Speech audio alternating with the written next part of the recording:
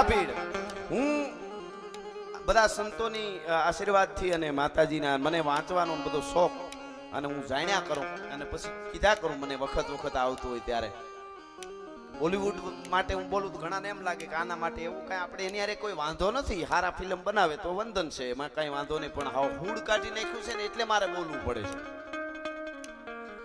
Bajirao Peshwa film દરેક યુવાનોએ જોઈ હોય છે. એમાં જે બાજીરાવને બતાવી દીધા છે અને મેં પછી મને તો આવું કંઈક આવે એટલે હું પછી એના મૂળ સુધી પહોંચું, બધું વાંચું, એક લવ સ્ટોરી તરીકે આખી બતાવીને કામ પૂરું કરી દીધું છે.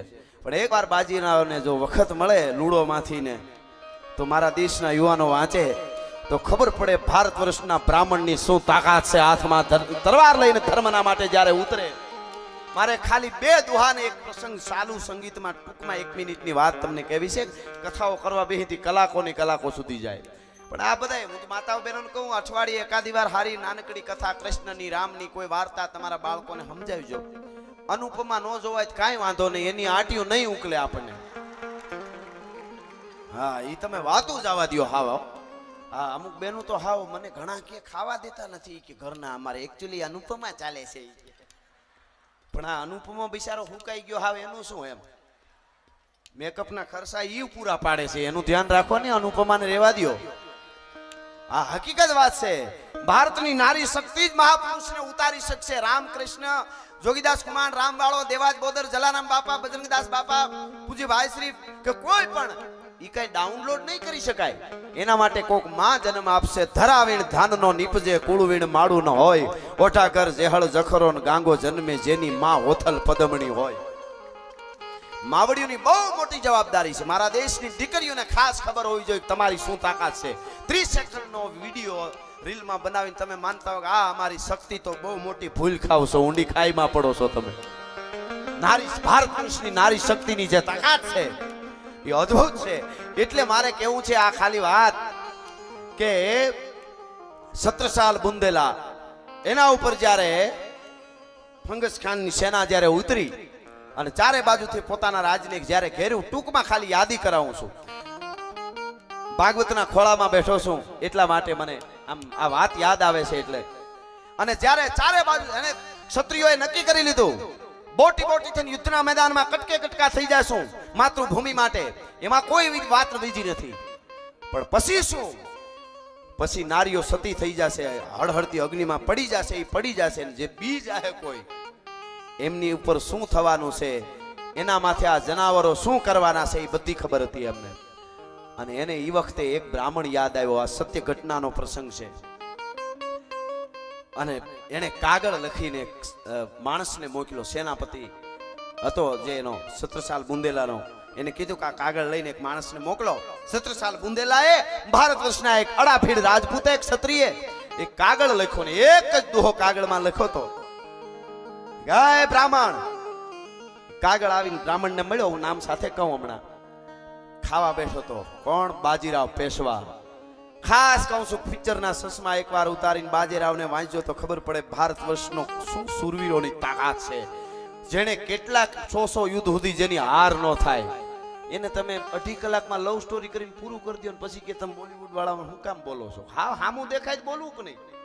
આલિયા ભટ્ટ કપિલ શર્મા શોમાં આવેલા જ કહેવાય ને. આપણે તો આપણે શું કામ આપણે આપણું જીભનું વજન ઘટાડવું જોઈએ. અને એને આ રિયલ વાત કરું છું. યુવાનો ખાસ નોંધ લેજો, બેનું દીકરીઓ બધાય હોય. અને એમાં એને કોફી આપી.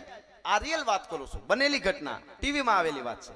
એને કોફી કપિલ શર્મા શોમાં આવેલ એટલે કોફી આપી. કોફીનો આમ ઘૂંટડો લીધો તો એને ખબર પડી કે આમાં સુગર છે એમ. એટલે ફૂ કરીને કાઢી નાખ્યું ને એટલી બધી ખીજાઈ ગઈ એને. કે મારું કે મને કે એકચ્યુઅલી આમાં સુગર છે કે હા એ તો છે તો બીજી મગાવી કે સુગર નહીં. સુગર મારાથી ઘૂંટડો થોડો ગળે વયો ગયો, નુકસાન કરે. એકચ્યુઅલી શરીરનું કેટલું ધ્યાન રાખે મને તો ઈ થાય છે. સારી વાત છે, એનું ધ્યાન રાખે, આપણને વાંધો નથી. વાંધો આગળ હવે આવશે, અહીંયા આવશે. એને શું કીધું? આ બહુ મોટી સમજવા જેવી વાત છે. આપણા માનસમાં બાળકોને શું ભરવામાં આવે. ખીજાઈ ગઈ. હકીકત વાત કહું છું. એને કીધું કે સુગર વાળી કોફી મને કેમ અપાય? હું આવું કઈ નથી લેતી, સુગર બુગર ન લેવાય. એટલે ઈ ખીજાઈ ગઈ. શું કામ? એક ઘૂંટડો સુગર શું નુકસાન કરતું છે એ તો એને ખબર. પણ માને વાંધો ન્યા નથી. વાંધો ન્યા છે કે એક ઘૂંટડો કોફીમાં સુગર ભરાઈ જાય અને આલિયા ભટ્ટને વાંધો ઈની આલિયા ભટ્ટ બીજે દી ટીવીમાં આવીને જાહેરાતમાં હાથમાં કોણ લઈને કે બચ્ચો એ કોણ ખાના ચાહીએ અરે તને કાળોતરો કરડે તને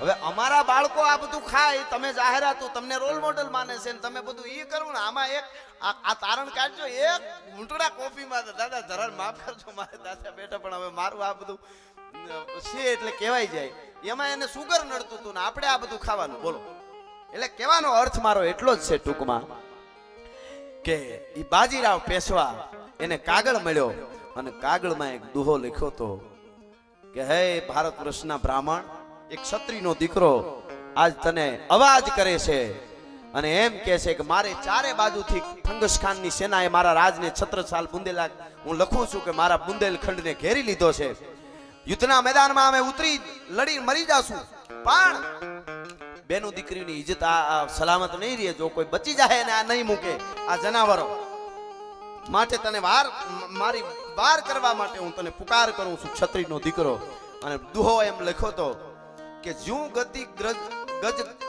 ગ્રાસ ગજેન્દ્ર કી જું ગતિ ગ્રાહ ગજેન્દ્ર કી સો ગતિ મોરી હે આજ બાજી જાત બુંદેલ કી બાજી રાખેલા હે બાજીરાવ પેશવા જેમ ભગવાન નારાયણ વિષ્ણુ ભગવાન જેમ બચાવવા માટે આવ્યો ગજેન્દ્રને મકરના બંધનમાંથી એવી રીતે તારે આજ બુંદેલખંડને બચાવવા માટે આવવાનું છે બ્રાહ્મણ સો ગતિ ભઈ હે આજ બાજી જાત બુંદેલ કી બાજી રાખેલ આજ અને ઊભો થઈ ગયો જમવા બેઠા હતા બાજીરાવ પેશવા ઊભો થઈ ગયો કોકે કીધું ભોજન કરીને જવાય તો કે નહીં કાલે ઇતિહાસ નોંધી રહ્યો છે કે કાલે એક બ્રાહ્મણના દીકરાને ક્ષત્રિયના દીકરાએ યુદ્ધમાં લડવા માટે મદદ માટે પુકાર કર્યો અને ભોજન કરવા માટે બેઠો રહ્યો હવે ભોજનનો કોળિયો ખપે નહીં કહેવાય છે ઇતિહાસ એમ કહે છે કે 10 દિવસનું નિરાતે જાય તો અંતર હતું એ બાજીરાવ પેશવાએ 10 દિવસના અંતરને 48 કલાકમાં પૂરું કરી દીધું હતું ને આવી ગયો તો એ બુંદેલખંડમાં ને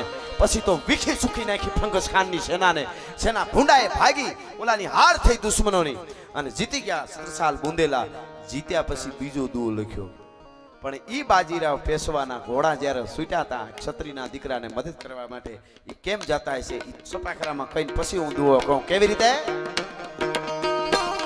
પાગા નાખતા રકાબ કવિ ધાગા ધાગા ભારી ભાગા આગા દાવે નાની ભાગા દુકાના યાદ ગન ધોપકા કેનાગા તરી ભાગા હાથ જાય કાતો બીજા રાગા પ્રભે રાજા હારા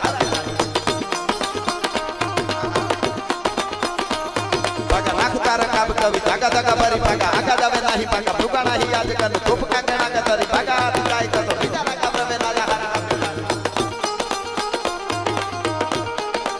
સત્રસાલ એક ક્ષત્રિયના દીકરાએ બ્રાહ્મણનો દુહો લખેલો તમને અહીંથી હું કહું છું વર્ષો પહેલા ક્ષત્રિયના દીકરાએ 400 વર્ષ પહેલા લખેલો દુહો છે કે જગ જન્મે દો બ્રાહ્મણા પરશુ ઓર બાજીરા ભારત વર્ષની ધરતીમાં બે બ્રાહ્મણ અનેક ભૂદેવો થયા છે પણ એક ક્ષત્રિયનો દીકરો સત્રસાલ બુંદેલા દુહામાં લખે છે 400 વર્ષ પહેલા કે બે બ્રાહ્મણ જે થયા એ અદ્ભુત થયા છે જેનું વર્ણન ન થઈ શકે જગ જન્મે દો બ્રાહ્મણા कौन तो कि परशु और बाजीराव वो दाही हई हई वंशा और वो दाही तुर्काव एक हई हई वंश ने शस्त्रास्त्र ना वंश ने नाश करवा माटे परशुराम जन्मो वो दाही हई हई वंशा और वो दाही तुर्काव ए बाजीराव पेशवा तू तुर्का ना मूळिया उखेड़वा माटे जन्मो सो एवो ब्राह्मण सो भला माणस आ हा